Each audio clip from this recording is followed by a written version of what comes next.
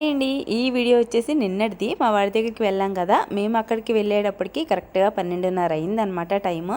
ఇంకో అరగంట మమ్మల్ని కూర్చోబెట్టి 1 గంటకు పంపారు మా వాడిని. మేము వెళ్ళేటప్పటికి స్టడీ అవర్స్ అయితే జరుగుతున్నాయి అనమాట. స్టడీ అవర్స్ అయిపోయిన తర్వాత వచ్చాడు. వచ్చిన వెంటనే మా వాడికి అయితే ఫుడ్ తినిపించేసాను. బిర్యానీ తీసుకెళ్ళాను కదా, నా చేతులతో నేనే తినిపించాను అనమాట. ఇంకా తినేసిన తర్వాత సరదాగా బయటికి తీసుకెళ్ళాము.